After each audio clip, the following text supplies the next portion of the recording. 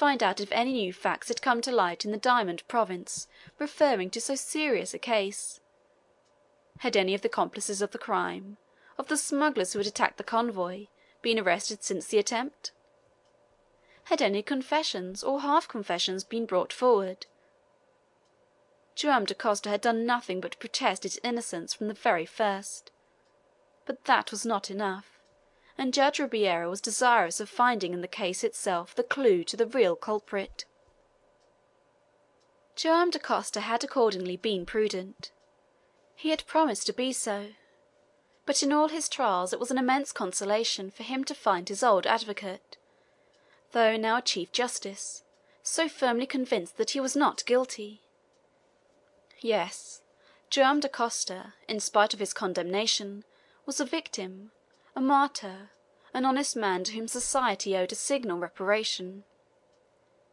And when the magistrate knew the past career of the fazender of Iquitas since his sentence, the position of his family, all that life of devotion, of work, employed unceasingly for the happiness of those belonging to him, he was not only more convinced, but more affected, and determined to do all that he could to procure the rehabilitation of the fellow of Tijuco. For 6 months a correspondence had passed between these two men.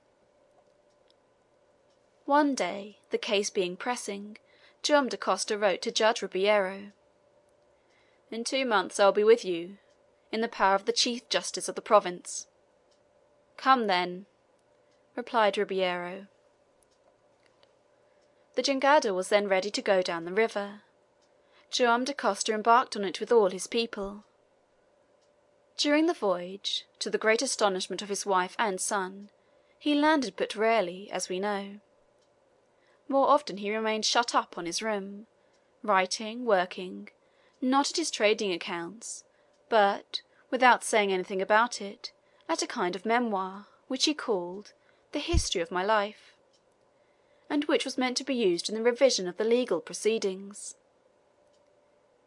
8 days before his new arrest, made an account of information given by Torres, which forestalled and perhaps would ruin his prospects, he entrusted to an Indian on the Amazon a letter, in which he warned Judge Ribeiro of his approaching arrival. The letter was sent and delivered as addressed, and the magistrate only waited for Joam Dacosta to commence on the serious undertaking which he hoped to bring to a successful issue. During the night before the arrival of the raft at Manaos, Judge Ribeiro was seized with an attack of apoplexy, but the denunciation of Torres, whose scheme of extortion had collapsed in face of the noble anger of his victim, had produced its effect. Joam Dacosta was arrested in the bosom of his family, and his old advocate was no longer in this world to defend him. Yes, the blow was terrible indeed.